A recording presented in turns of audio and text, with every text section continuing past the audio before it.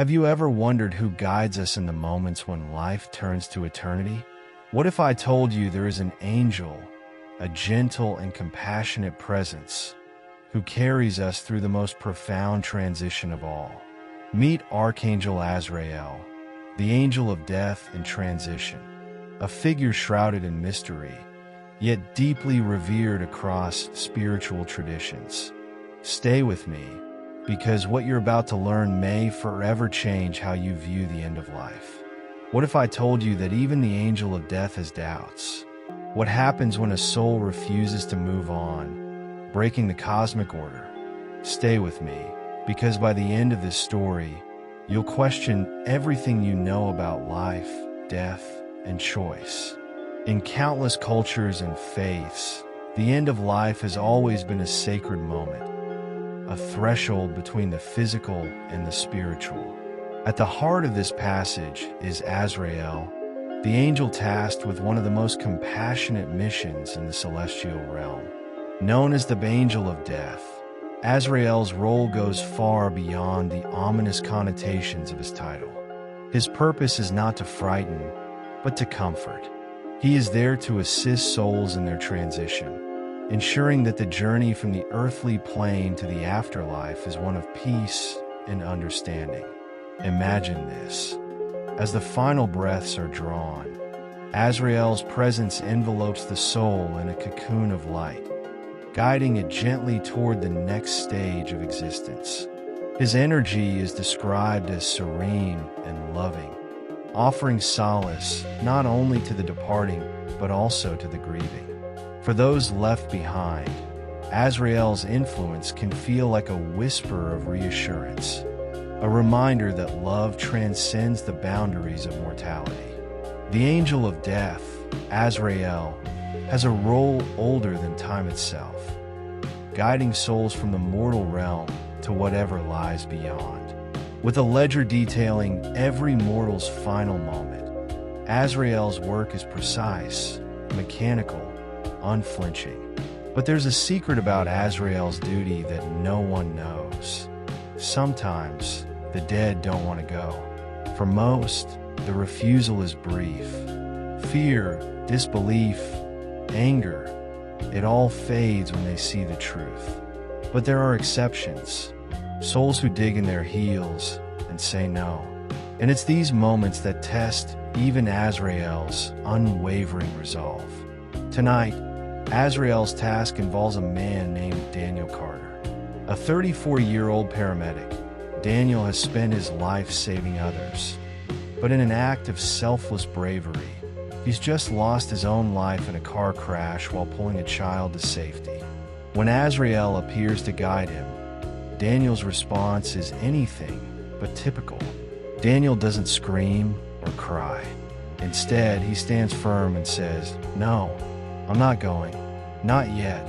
Azrael, timeless and patient, offers the usual reassurances. "Your time has come. You've done well. Let me guide you to peace." But Daniel refuses. His gaze is steady, defiant. "There's too much left undone. The child I saved, what if she doesn't make it? My wife, my son, they need me." For the first time in centuries, Azrael falters. It isn't the first plea for more time, but something about Daniel's determination feels different. Most souls cling to life out of fear. Daniel's resolve stems from love. "You can't bargain with death," Azrael says. "The scales of existence must remain balanced." But Daniel's response shakes the angel. Who decided that balance matters more than love? What kind of God would create a world where saving a child costs you your own life? For the first time, Azrael offers something he never has before, a choice. "I can't change your fate," the angel says, "but I can show you what happens if you stay." Azrael extends a hand, and Daniel is pulled into a vision of the living world. He sees his wife's grief, his son's tears, the child he saved fighting for her life in the hospital. But then the vision shifts. He sees his wife finding strength, his son growing into a compassionate man inspired by his father's bravery, and the child growing up to save lives of her own. Daniel's voice trembles. So, they'll be okay? Azrael nods. Their pain will shape them, but it won't break them. Love endures, even in loss. But then, Azrael shows Daniel something else, an alternate reality where he stays. He sees the child surviving, but his family's grief turning to resentment as Daniel grows distant, consumed by guilt for cheating death. The scales of fate, it seems, always find a way to balance, one way or another. Daniel's shoulders sag as he returns to the present moment. "It's not fair," he whispers. "But you're right. It's time." Azrael places a hand on Daniel's shoulder, a rare gesture of comfort. "No one said it would be fair, but your love will echo far beyond this moment."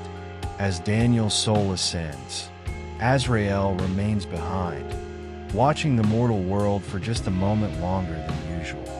Perhaps in guiding others to their endings, even the angel of death learns something new about life. Death isn't just an end, it's a bridge.